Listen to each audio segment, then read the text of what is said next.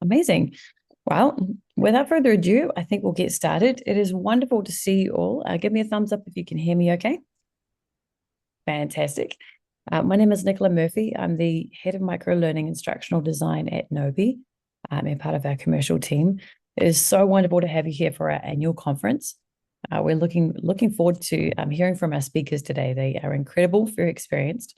And the point of this really is how can we join creators together so we can collaborate, learn best practices from each other, and get better at the craft of delivering content, shaping content, and seeing transformation in the lives of our learners, our participants, and training organizations, and all different kinds of organizations. I'm going to share my screen for a second just to make sure you can all see. Give me a thumbs up if you can see.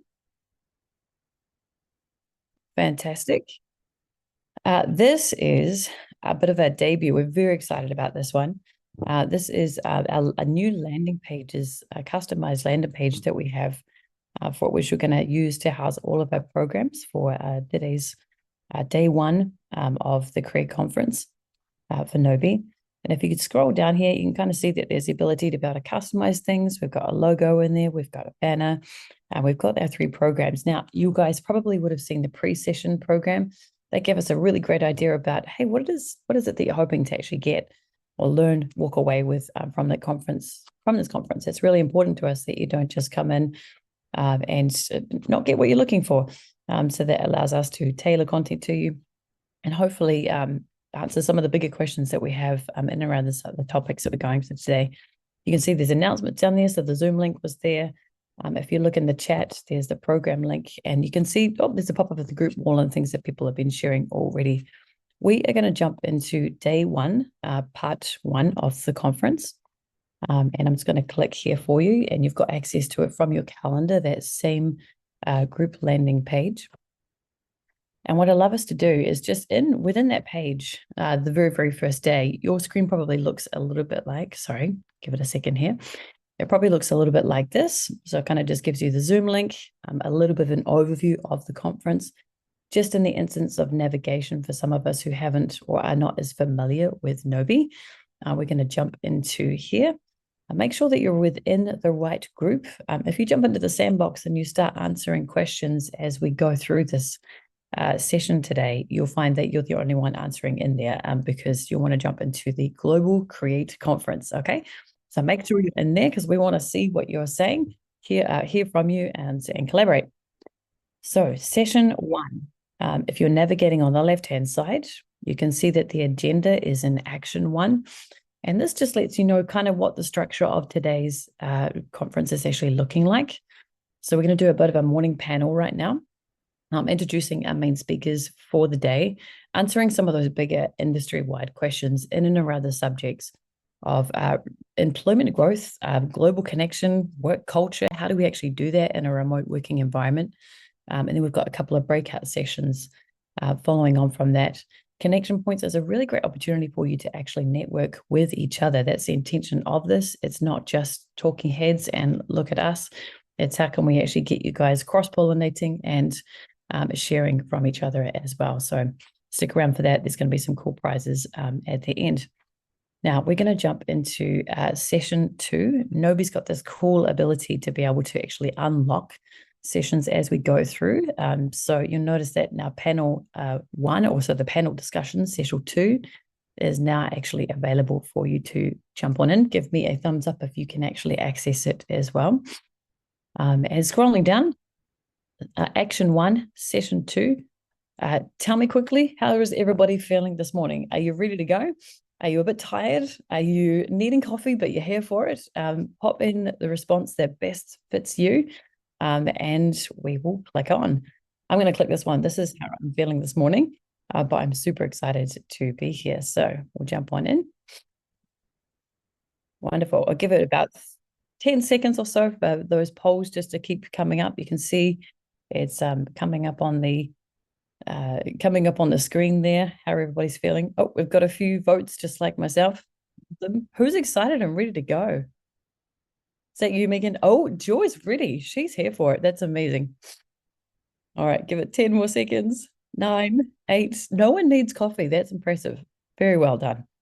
Over here in PST, it is actually 7:30 a.m. So this is how much I love you guys. So if I've got anybody on Pacific Standard Time, I expect a few need coffees, but I'm here for it. Awesome. Most of us are ready to go. So let's launch on in. This is me. I introduced myself a tiny little bit. I don't want to give all the, I don't want to take all the limelight. I'm pretty awesome, but our speakers are even more awesome. If you want to go ahead and throw in a, what do you think Nicola's actually done in the last 10 years? Have I created a teaching app? I love teaching. You can see that kind of, if some of my clients actually know a little bit about my background. I love training. I love teaching. I love equipping people to be able to move from covering content to causing our learners to learn. That there is a meal if you sit on that one. I'm going to go ahead and give it away. I did not create a teaching app. I did not start an art studio. I helped to begin an arts university in California. And it is our 7th or 8th year now with 7 different programs. So very exciting. All right, moving on. Brian, I would love to hand the ball over to Brian. You'll notice that in the program, there's 3 different kind of actions here that just give you a bit of a high level overview about who these incredible people are that we have in our Zoom room today who will be leading sessions. But what I'd love to do before we jump into a bit of a panel is just give them a minute each just to say who they are and what their subject is that they're going to be speaking about in their breakout session today. So Brian, let's start with you. Oh, great. I'm first. I was the one who probably was teetering between I'm tired and I need coffee. Hi, my name is Brian Curry. Really kind of the summary is I was a science and tech geek and I started a lot of companies really focusing on the technology, and it long to realize it was the people that really mattered. And so I made a 180-degree shift, and our whole philosophy has always been people first. And I can tell you the technology has accelerated through the roof, and we've had far more success. So today, Jess and I are going to talk about retention. We're going to talk about the engagement and kind of leadership. And we've got a great back and forth conversation going and looking for your input too. So thank you all for being here. Pleasure to meet everybody. Wonderful. And with that, let's pass the ball on to Jess. Yeah, thank you. I am Jess Rhodes. I'm from MC Dean. In a previous life, it feels like I was a classroom teacher and I taught elementary school, and I did a little bit of technology teaching, but also 3rd grade was my main place that I love to be. And then I was an HR intern when I was in college. So I took my experience as an intern and then as a teacher, and I combine that to now be working for MC Dean. We're a large engineering and construction firm, to combine all of that and to meet our employees where they are. So I'm excited to speak with Brian today. Incredible. Thanks, Jess. And we'll add Joy, who is the 3rd speaker on our panel for this morning. Joy, do you want to take a moment to introduce yourself? Can you all hear me? We can. So I'm Joy Christians, and I work with a nonprofit educational organization, and we work around the world in 35 countries. Pretty large. It is a volunteer organization, so everyone who's a part of it is there because they believe in what we do. And we've got, at this last year, we had 11,500 plus teachers involved in the network. And so all over the world. So in the session I'm going to be doing, you'll definitely see that we're looking at a global perspective. I have a linguistics background, and obviously we work with teachers. It's education. We focus on equipping the teachers to change the world. And so Jess, wonderful. And Nicola, yeah, we've had fun talking about teaching, but just excited to be a part of it today. So look forward to hearing from all of you. So wonderful. Thanks, team.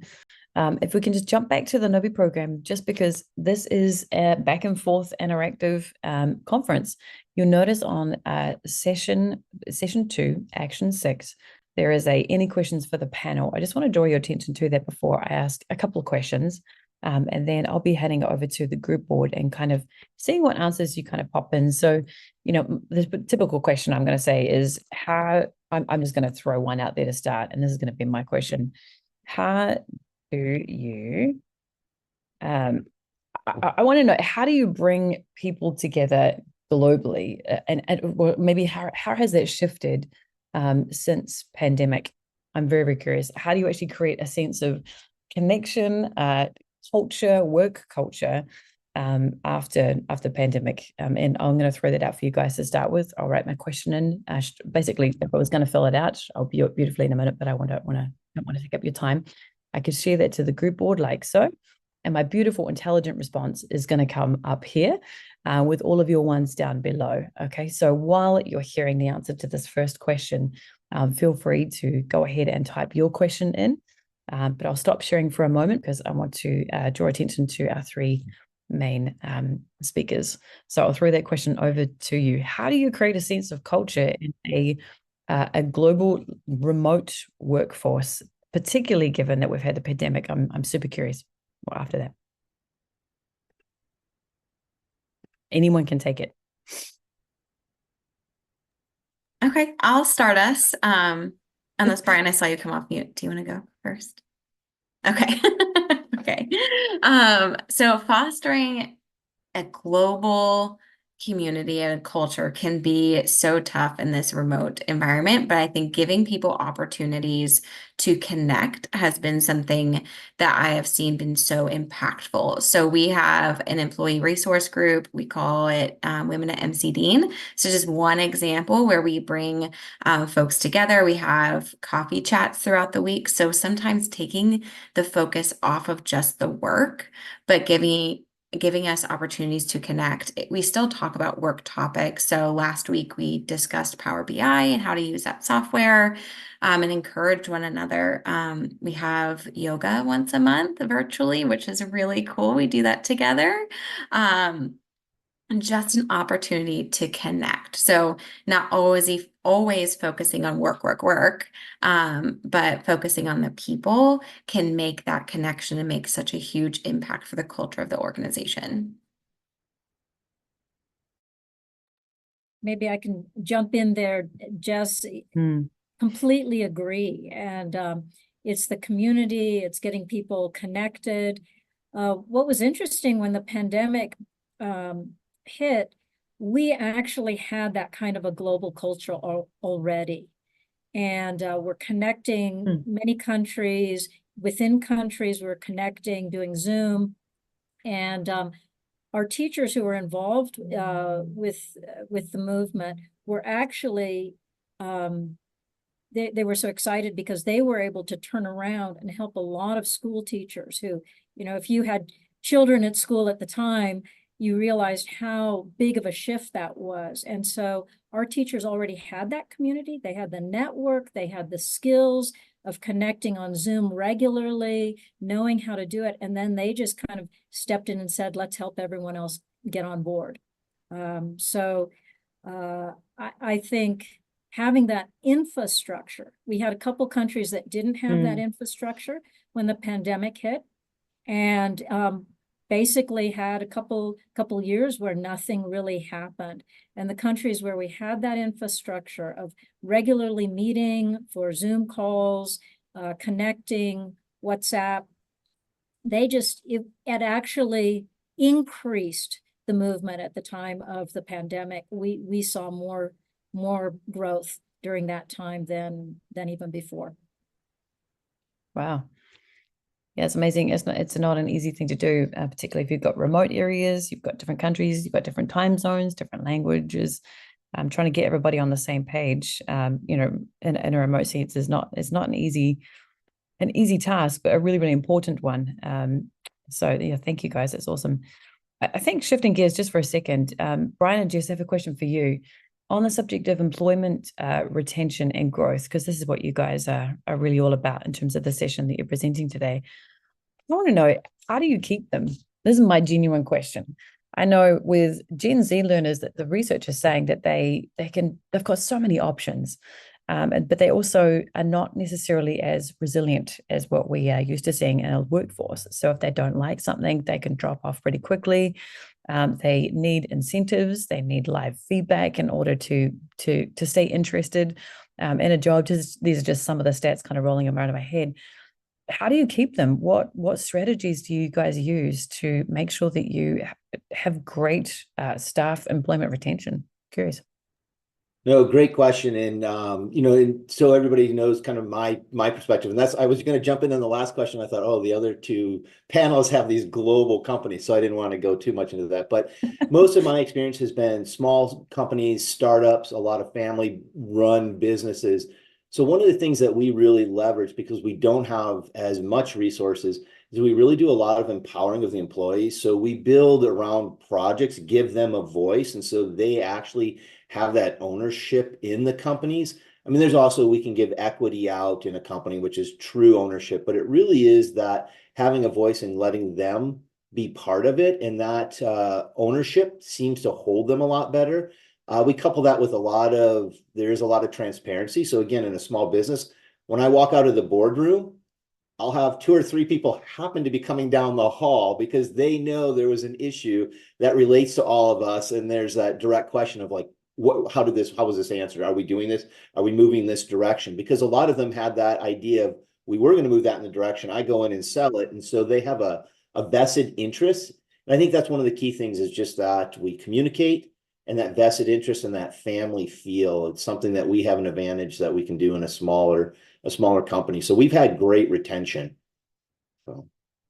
Have you got some numbers on that by any chance? It's throwing you on the spot, but I'm curious.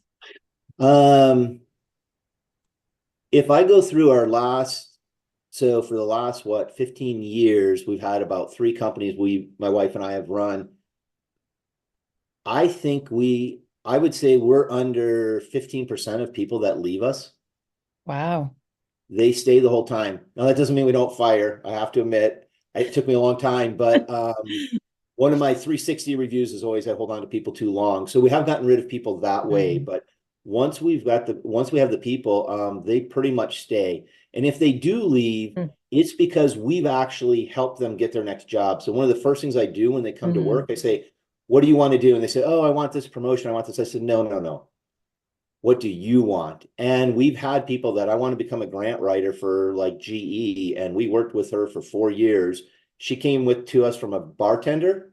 We worked with her, got her the skills, and she left us. That would be part of that 10 to 15% that left us, to go work at GE. And she's still there as a grant writer.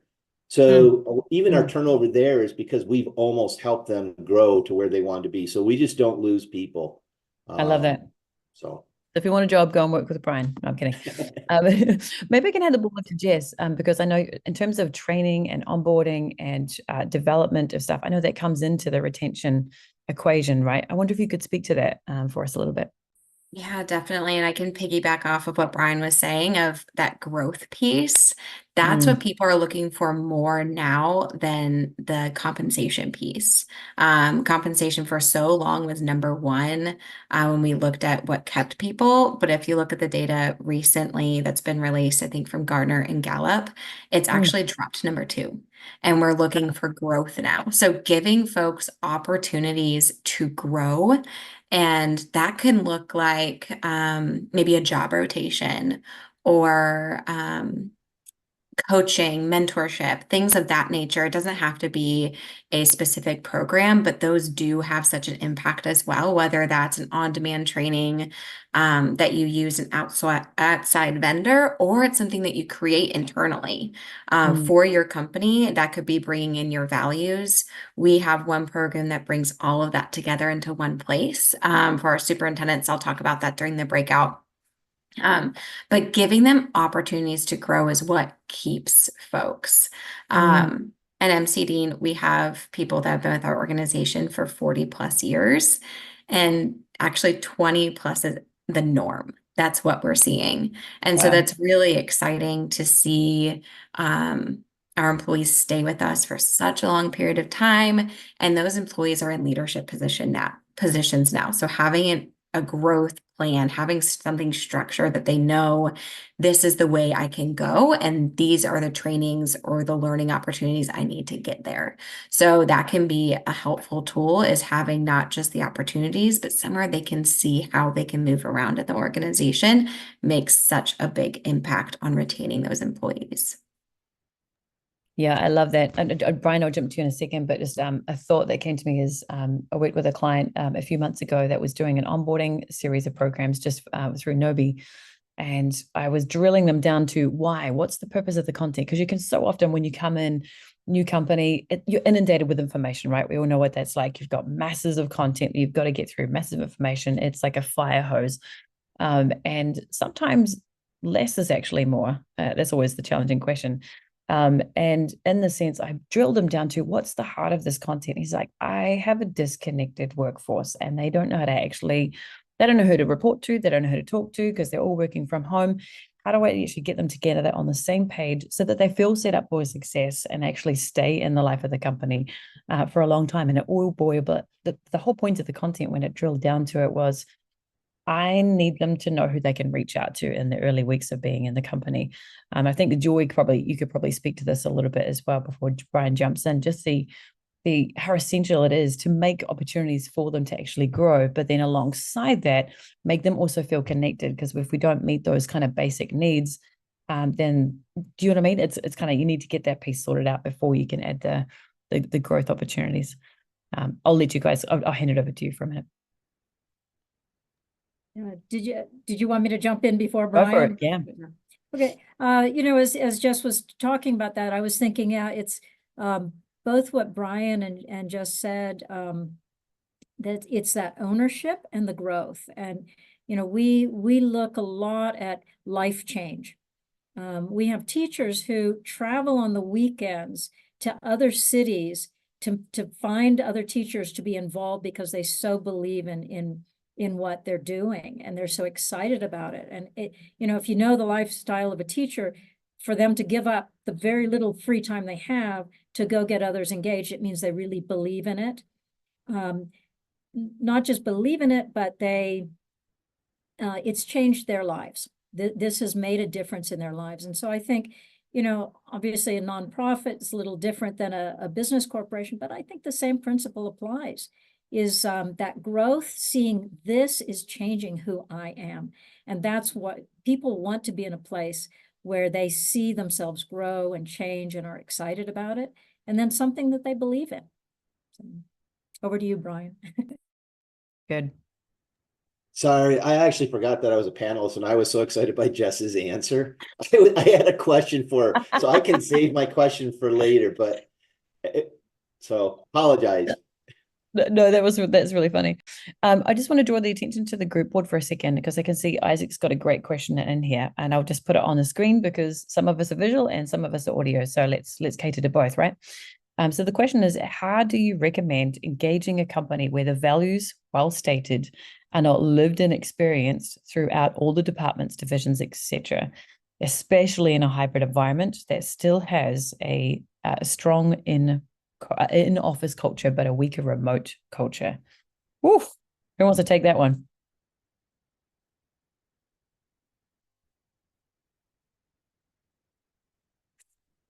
I'm thinking through this. That is a big question. Huge. So recommend engaging a company where values, well stated, are not lived and experienced throughout all departments. For me, that comes back to the training piece of, are there opportunities that you can provide training that speak to your values? And maybe it's not just going back through the statement of the values. Maybe it is something that represents that value. One of ours is expertise. And so giving trainings that provide that make our employees experts in what they do, or agility. So we have labs that our employees can take their expertise and apply that at the labs. And so we're seeing these values maybe not stated explicitly in the training, but that the training meets those objectives. So keeping that at the heart of what you are providing to employees is one way that you can continue that. If it's not, even though it's stated, you're not seeing it, then bring that into the training with that being the heart of it. That would be my recommendation. Yeah, it's good. And again, smaller company, so I don't know how big your divisions are, but one of the things when we've had this issue is actually building around a project. So it's much easier to transfer that culture if you're building around a project, so you can have these cross-discipline teams come together. What I have seen though is sometimes people think that means that the teams have to come together for the whole project, and it's awkward when you do that. So think of the phases that you can have these different departments come in, and hopefully you're kind of seeding that back over to the department that might not be as strong with the culture. So we try to do it around projects. We do it with training too, but I would say the second one would be if you can do some kind of project across those different divisions. Mm-hmm. Here's a final question for you that I hear from clients a fair bit, because a lot of organizations, the trainings and the development opportunities they're compulsory, they're requirements. They have to get it done, so they do it. But what about the kind of organization that is more maybe a nonprofit type of organization where the participation is voluntary, but you're still wanting to retain volunteers, you're still wanting to retain employees or sales force or whatever it is, hear me here. How do you go about fostering culture or work culture or retention when participation is voluntary?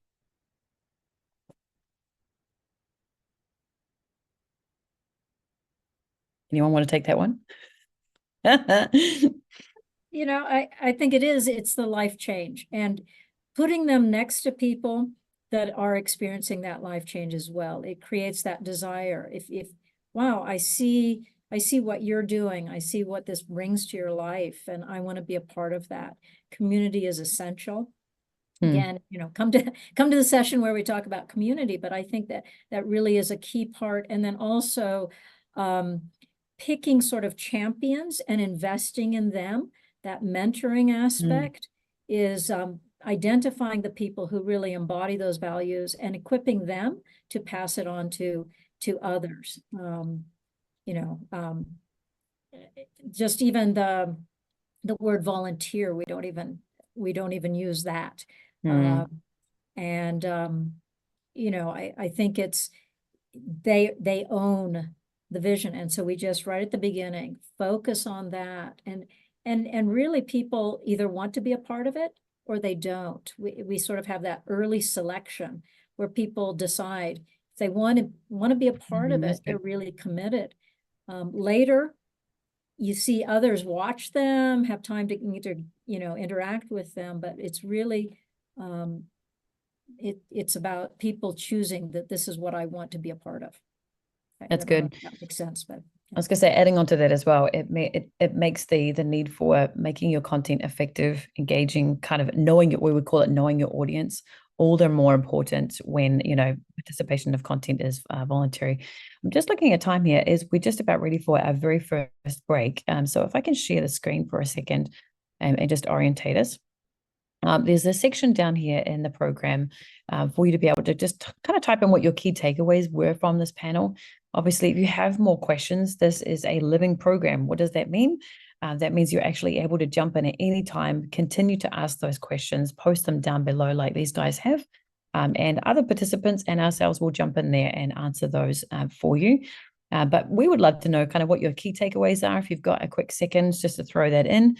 You can put a quick 1 to 5. How much did you enjoy the panel discussion this morning? That's great feedback for us. We can see all of that on the back end, so that helps to make us better at what we do. And you now have a quick 15-minute break, 13-minute break, where we will be joined by, it's actually not going to be the Nicola show, it's going to be the Brian and Jess show. What are you guys talking about? Give them a bit of a teaser so they come back in 13 minutes, team. We're really looking at how you have the retention and the inward mobility of your staff. So really keeping them, and how do you have them grow inside the company? And I think we have a good dialogue. Jess is from a large company, I'm from a small, and we've go back and forth throughout the whole session, and then ask for your input of what are your best practices, and so we can all learn and grow together. Yeah, excited to just talk about how we meet people where they are. And Brian and I just have this great back and forth. So I'm excited to go through our next program.